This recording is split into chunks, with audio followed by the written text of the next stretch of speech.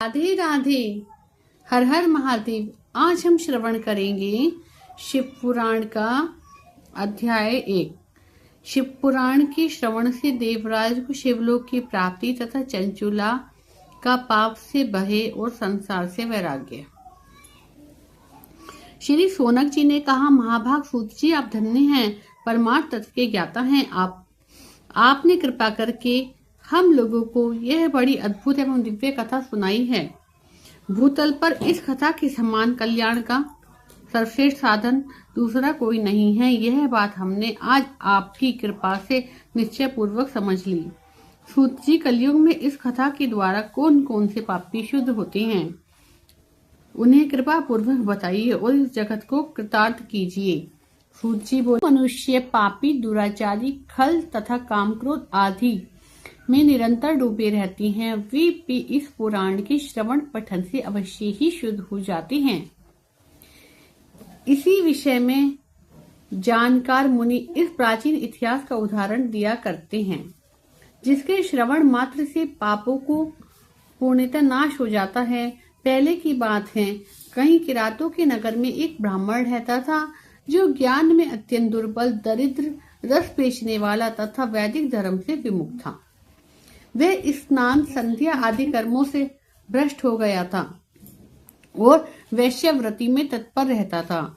उसका नाम था देवराज। वह अपने ऊपर विश्वास करने वाले लोगों को ठगा करता था।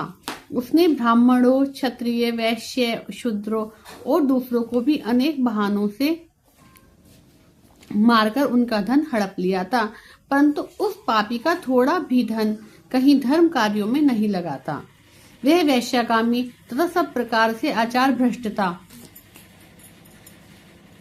यह एक दिन घूमता घामता देव योग से प्रतिष्ठानपुर में जा पहुंचा। वहां उसने एक शिवालय देखा, जहां बहुत से साधु महात्मा एकत्र हुए थे। देवराज उस शिवालय में ठहर गया, किंतु वहां वह ब्राह्मण को ज्वर आ गया। जहाँ वह शिवालय में ठहरा था, वहां उसे बुखार आ गया था। उस ज्वर से उसको बहुत पीड़ा होने लगी। वहां एक ब्राह्मण देवता शिव पुराण की कथा सुना रहे थे। ज्वर में पड़ा हुआ देवराज ब्राह्मण के मुखारविंद से निकली हुई उस शिव कथा को निरंतर सुनता रहा। मतलब वो जो ब्राह्मण था देवराज, उसे जो बुखार आया था और वहां पर जो रुका था शिवालय में, वो बुखार की वजह से वहां पर एक ब्राह्मण ना शिव पुराण की कथा वाच रहे थे, कथा सुना रहे थे। तो वो भी जब इंसान पढ़ रहा था, कुछ तो सुनेगा। जब वो उठ भी नहीं पा रहा, बैठ भी नहीं पा रहा, बीमार पड़ा है, तो ब्राह्मण कथा कह रहे, तो उसके कानों में थोड़ी सी कथा पड़ गई। वहां पे पड़ा था बीमारी में, तो शिव कथा को वह निरंतर सुनता रहा। अब वो उठ के जाता भी कहा, जब उसे बुखार हो रहा था। तो 1 मास के बाद वह ज्वर से पीड़ित होकर चल बसा और वो इतना बीमार हो गया कि वहीं पड़े पड़े उसकी मृत्यु हो गई।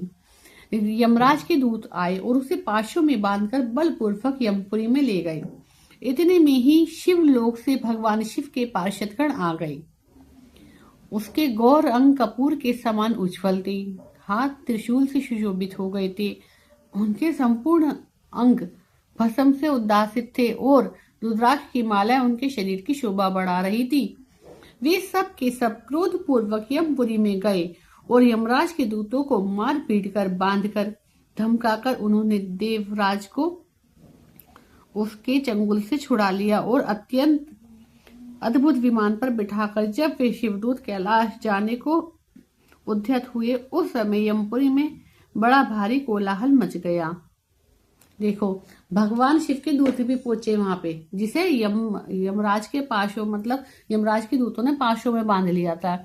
लेकिन उसने थोड़ी सी जो कथा सुनी थी, उस वजह से भगवान शिव के पार्षद वहां पहुंच गए और जबरदस्ती यमराज के दूतों से लड़कर उसे छुड़ा लिया और उसे वहां ले गया कैलाश लोक में। भगवान शिव के पास लेके जा रहे हैं, ठीक है।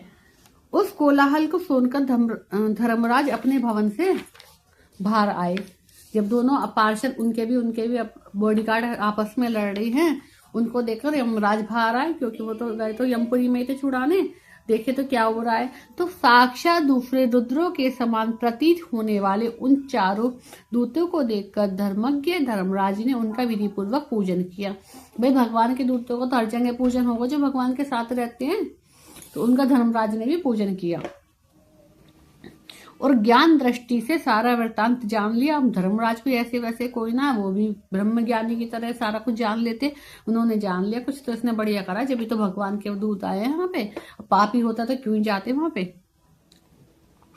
पापी तो था लेकिन गलती से ना, भाग्यवश, ये गलती नहीं भाग्यवश, कुछ उसके ऐसे कर्म होंगे जिस कर्मों के कारण शिव पुराण की कथा उसके थोड़े से जहन में चली गई, सुनाई में उससे पड़ गई। उन्होंने भय के कारण भगवान शिव के उन महात्मा दूतों से कोई बात नहीं पूछी, उल्टे उन सबकी पूजा और प्रार्थना की। किसने? धर्मराज ने। अब मैं जो शिव पुराण पढ़ रही हूँ ना, बीच बीच में से मैं क्वेश्चन पोस्ट में डालूंगी, जो क्वेश्चन के आंसर देगा उसके लिए हम कुछ गिफ्ट वगैरह उससे भेजेंगे, जो इनके आंसर सही होंगे।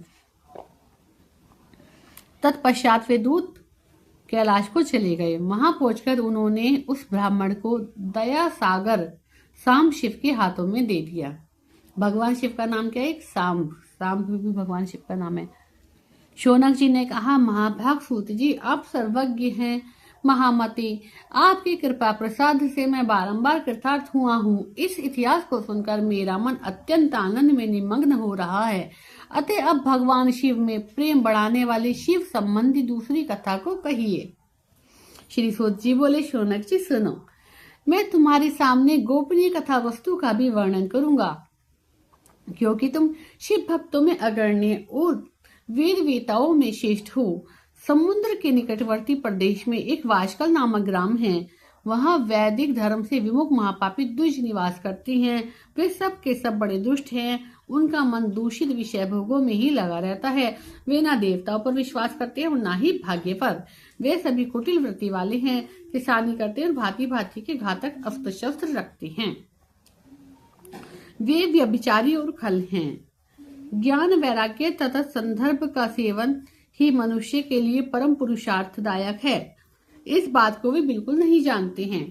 वे सभी पशु बुद्धि वाले हैं। वहां के अन्य वर्णों के विषय में क्या कहा जाए। अन्य वर्णों के लोग भी उन्हीं की भांति कुसंगति विचार रखते हैं और स्वधर्म विमुख हैं। वे सदा कुकर्मों में लगे रहती हैं और नित्य विषय भोगों में ही डूबे रहती हैं। वहां की सब स्त्रियां भी कुटिल स्वभाव की, स्वेच्छाधारणी, पापासक्त, कुसंगति वाली व्यभिचारिणी हैं। वे सद्व्यवहार और सदाचार से सर्वदा शून्य हैं। इस प्रकार वहां दुष्टों का ही निवास है। उस वाशकल नामक ग्राम में किसी समय एक बिंदुक नामधारी ब्राह्मण रहता था। वह बड़ा अधम था, दुरात्मा और महापापी था। यद्यपि उसकी स्त्री बड़ी सुंदरी थी और वह कुमार्ग पर ही चलता था। उसकी पत्नी का नाम चंचुला था। वह सदा उत्तम धर्म के पालन में लगी रहती थी, तो भी उसे छोड़कर वह दुष्ट ब्राह्मण वैश्यगामी हो गया था। इस तरह कुकर्म में लगे हुए उस बिंदुक के बहुत वर्ष व्यतीत हो गए। उसकी स्त्री चंचुला काम से पीड़ित होने पर भी स्वधर्म नाश के भय से क्लेश सहकर दीर्घ काल तक धर्म से भ्रष्ट नहीं हुई, परंतु दुराचारी पति के आचरण से प्रभावित हो आगे चलकर वह स्त्री भी दुरागामी हो गई। इस तरह दुराचार में डूबे हुए उस मूढ़मति वाले पति पत्नी का बहुत सा समय व्यर्थ ही चला गया।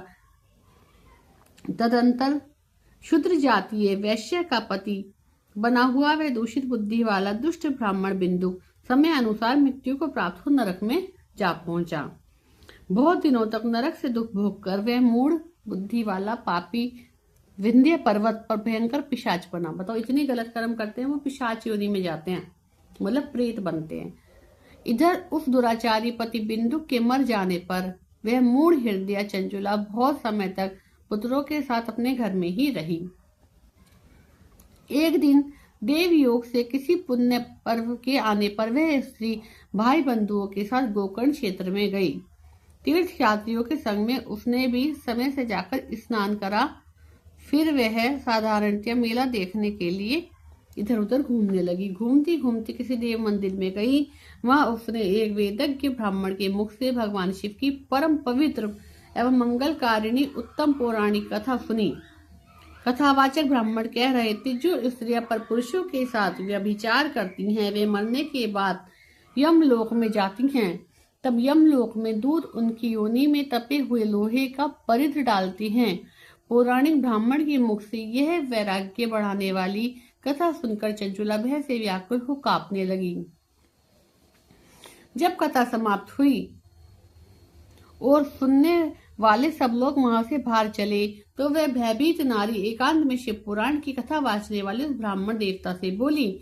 चंचुला ने कहा, ब्राह्मण, मैं अपने धर्म को नहीं जानती थी, इसलिए मेरे द्वारा बड़ा दुराचार हुआ है। स्वामी, मेरे ऊपर अनुपम कृपा करके आप मेरा उद्धार कीजिए।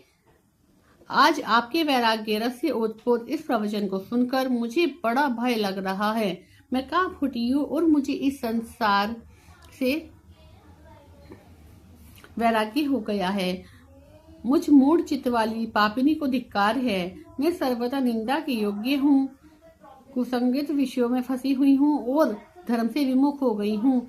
हाय, ना जाने किस किस घोर कष्टदायक दुर्गति में मुझे जाना पड़ेगा और वहाँ कौन बुद्धिमान पुरुष कुमार्ग में मन लगाने वाली मुझ पापिनी का साथ देगा। मृत्युकाल में उन भयंकर यमदूतों को मैं कैसे देख सकूंगी। जब वे बलपूर्वक मेरे गले में फंदे डालकर मुझे बांधेंगे तब मैं कैसे धीरज धारण कर सकूंगी।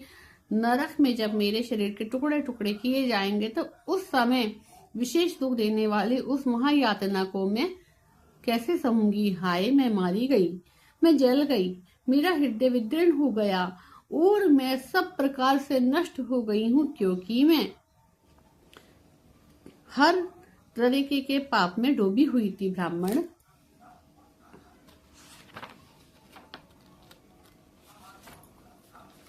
आप ही मेरे गुरु हैं, आप ही माता और मेरे पिता हैं। आपकी शरण में आई हुई मुझ दीन अबला का आप उद्धार कीजिए, उद्धार कीजिए। सूत जी कहते, शौनक जी, इस प्रकार खेद और वैराग्य से युक्त हुई चंचुला ब्राह्मण देवता के दोनों चरणों में गिर पड़ी। तब उन बुद्धिमान ब्राह्मण ने कृपा पूर्वक उसे उठाया और कहा, अभी हम पढ़ेंगे 2 से 3 अध्याय में, है ना। चंचुला की प्रार्थना से ब्राह्मण का उसी पूरी शिव पुराण को सुनाना और समयानुसार शरीर छोड़कर शिवलोक में जा चंचुला का पार्वती जी की सखी बनना और सुखी होना, ये हम कल के अध्याय नंबर 2 और 3 में पढ़ेंगे। ठीक है। राधे राधे, हर हर महादेव। हमसे कोई त्रुटि हो गई क्षमा करना। राधे राधे।